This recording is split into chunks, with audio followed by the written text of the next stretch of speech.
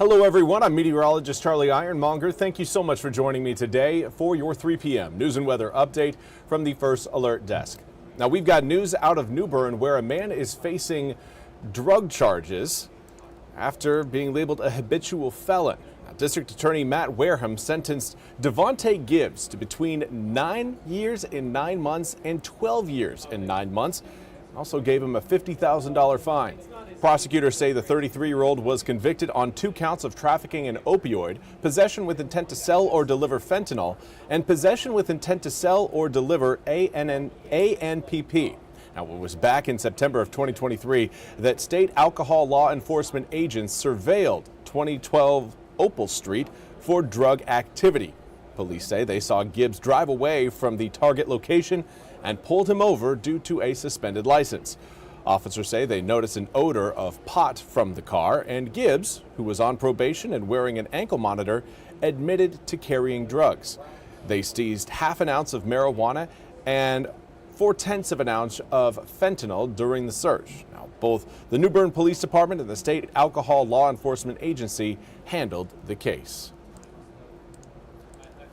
And we have another drug arrest to bring to your attention, this one out of Pine Tops in Edgecombe County. Around 9:30 a.m. on Tuesday, a Pine Tops officer stopped a car on West Hamlet Street for an expired registration.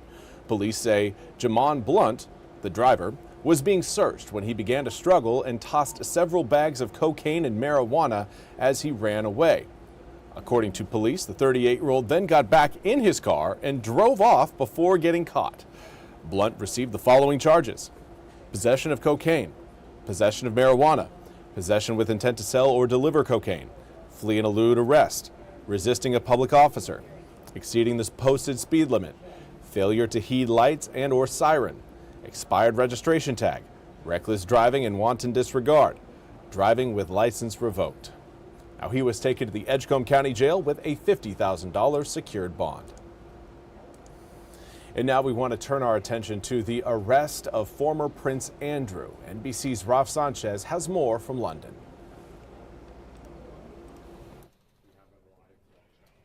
This is a fast-moving situation, but here's what we know. Former Prince Andrew was arrested early this morning by police at his home in Norfolk in the east of England and is being held on suspicion of misconduct in public office, essentially that he abused his position as a public official. Now, police are not releasing many details at this point, but we do know that within that massive trove of files released by the Department of Justice on the Epstein case were several emails sent from Andrew to Epstein in 2010. Andrew, at the time, was serving as a trade envoy for the UK government, and these files appear to contain sensitive UK government trade documents. Now, Andrew has faced repeated allegations of sexual abuse, allegations he's denied. That is not what he is being arrested for today, but we are hearing from the family of his most prominent accuser, Virginia Roberts-Giuffre, one of Epstein's trafficking victims who died by suicide earlier this year. Her family telling NBC News that they are exceptionally proud of the role that their late sister played in bringing transparency and a spotlight on this case. We are also hearing from King Charles about the arrest of his younger brother. I want to read you just a little bit of that statement. The King saying, "I have learned with the deepest concern the news about Andrew Mountbatten Windsor and suspicion of misconduct in public office. What now follows is the full, fair, and proper process by which this issue is investigated in the appropriate manner and by the appropriate authorities." It is hard to overstate how unprecedented this situation is. We have been speaking to royal historians. Nobody can think of a parallel in the modern era where you have the younger sibling of the sitting monarch in police custody and potentially facing charges. Ralph Sanchez, NBC News, London. Well, thank you, Raf, for that report. We now turn to your weather forecast. We've been watching rain showers, really light, spotty rain showers move across eastern North Carolina so far today. And we're actually starting to see, again, some breaks in the cloud cover, which is obviously reducing the amount of rain present across eastern North Carolina. Here's a look at your visible satellite, and you can see South Carolina right now enjoying far more sun than we are here in North Carolina. But we are seeing some sun breaks right now. Let's zoom the picture in a little bit closer, and you can kind of see again areas north of 264 right now showing a little bit more cloud cover than those watching south of Highway 264. Rain showers though, scattered and sparse. Not seeing a lot of rain right now. A few areas again are watching a few light showers come down, and the good news is one of those areas, kind of northern Edgecombe, kind of northeastern Nash and southern Halifax County around the Enfield area. Seeing again a nice little downpour right now. Watch what happens. We're going to take you to our drought monitor, and it is that exact area that right now is under an extreme drought. So getting rain showers in those spots is great news. Unfortunately, we're not going to be seeing enough rain to really make a huge dent in our rainfall deficit, not just for today, but for tomorrow, Saturday, and even Sunday. While we do have rain over the weekend, rainfall totals aren't going to be impressive enough to really create any sort of major progress in reducing that drought, reducing the drought impacts. As far as what we've got across eastern North Carolina, some of us are seeing some sunshine. Belhaven, some thin clouds overhead, but you can tell we are seeing a little bit of some sun trying to break through those clouds. More blue overhead in central Craven County. This is a view through our News River Cam in New Bern. Currently 75 degrees with a south-southwesterly wind at 14 miles an hour. And again, blue sky sighting. Seeing a little bit more sunshine right now in Greenville, but off on the left-hand side of your screen, those clouds certainly looking dark, like they want to rain. Not quite there just yet. 72 degrees in Greenville, comes with a southerly breeze at about 6 miles an hour. Most inland areas right now in the east are in that upper 60s to mid 70s range. We're seeing 75 not only through New Bern but through Kinston as well. 74 in Jacksonville. As you get closer to the water, you are again seeing colder conditions, or cooler I should really say, because again, still 60 degrees in Manio at this time of year is still pretty nice. Pretty nice. It's just not, the mid 70s that we've got right now across inland areas.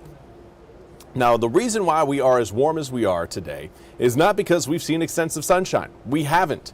It is the southwesterly winds that have been consistent over the past 24 hours and that will remain consistent as we head through tonight and into tomorrow that have helped our air temperatures get as high as they are. If you're hoping for even a little bit more warmth, I've got good news for you. Later on tonight, cloud cover is going to build, the southwesterly winds hold, and that will keep a lot of the heat that we have gained today present in the atmosphere early tomorrow morning. So you will start out with air temperatures in the upper 50s to low 60s, giving you a very warm start to the day, considering this time of year, our average afternoon high temperature is the upper 50s to low 60s. So we're essentially starting out at our average high and then just getting warmer from there. That'll take us into the mid to upper 70s later on tomorrow afternoon.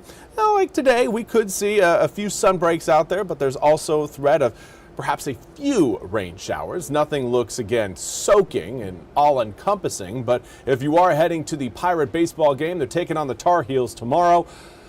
May end up seeing a few spot showers if you're doing any tailgating before the game. Now, first pitch is thrown out at 5 p.m. By that point, we should see rain chances falling, but we will still have clouds present. 73 degrees at 5 turns to 66 by the time the game is done. Now let's take a look again at what we've got moving through the east. We will have a better opportunity for rain this coming weekend than what we have seen so far today. But we're not looking at any sort of heavy downpour system that will give us the rain we need. It is one that over the next few days, we're going to have several areas of low pressure and cold fronts move their way across eastern North Carolina, and each one is going to cool us down. 76 degrees on Friday, turns to 61 on Saturday, 50 degrees on Sunday, and then we're in the mid 40s for highs on Monday and Tuesday. So we're going to go from a pattern that is very spring-like. Saw it yesterday, seeing it again today, going to see it again tomorrow. And then we have a transition period over the weekend, Saturday and Sunday, that will eventually carry us back to more winter-like conditions as we head into Monday of next week. It's eastern North Carolina, and you can change seasons in just a couple days. And this week, this next 8 days, really the next 5 days are going to be evidence of just that. Well, that's all we have time for today's 3 p.m. news and weather update from the First Alert Desk. I want to thank you all so much for joining me. We'll be back with more news and weather coming up at the top of the hour. Until then, have a fantastic rest of your Thursday.